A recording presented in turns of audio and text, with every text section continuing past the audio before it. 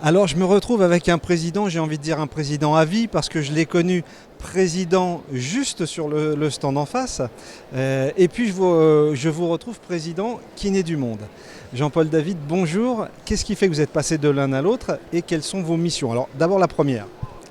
Ma première mission, c'est de servir la profession et puis, si possible, tout ce qui est nécessaire en rééducation, mais pas seulement en France. Donc maintenant, nous allons dans le monde entier et nous allons porter la kinésithérapie française et toute sa particularité.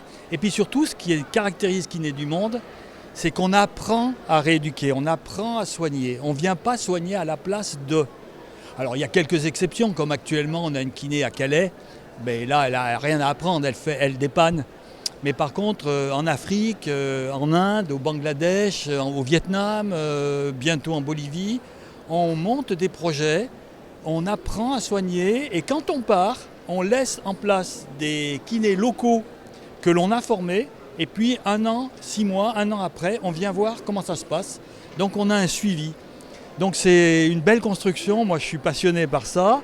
C'est vrai que j'ai fait du syndicalisme, j'ai fait de l'ordre et maintenant faire de l'humanitaire, je trouve ça formidable. Alors c'est vrai que les kinésithérapeutes vous ont connu président de l'ordre des kinésithérapeutes. Vous êtes maintenant kiné du monde. Qu'est-ce que vous leur passez comme message à ces kinés qui passent sur votre stand? Alors, beaucoup de jeunes viennent parce qu'ils ont eu leur diplôme avant de s'engager dans une vie régulière de kiné français qui soignent des gens. Ils ont envie d'aller voir ce qui se passe ailleurs, ils ont envie de donner, ils ont envie de découvrir. Et donc là-dessus, on les renseigne. Bon, sur notre stand, on vend aussi des produits parce qu'on ne fonctionne qu'avec nos propres fonds de vente de produits.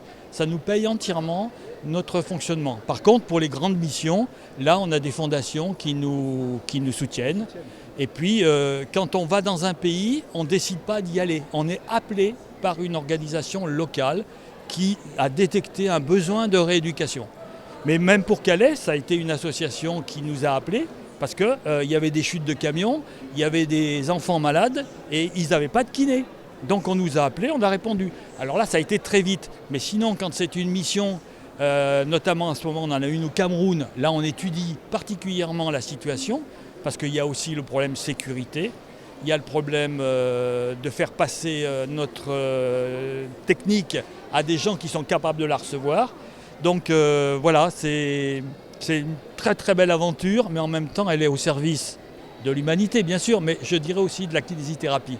Alors pas que, parce qu'il n'y a pas que des kinés chez vous. Exactement, il y a des ergots, on a besoin de plus en plus d'ergots, des ergothérapeutes, il y a des psychomotriciens, des orthophonistes, des infirmières, il y en a plusieurs là qui sont là et qui aident à notre fonctionnement de boutique.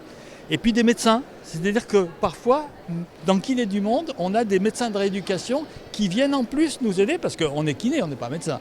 Et même à l'étranger, on a besoin de la compétence parfois médicale. En kiné du monde absorbe médecin du monde, c'est parfait ça, hein. Merci beaucoup Jean-Paul. Voilà, moi je vous remercie et puis bon salon pour vous. Voilà.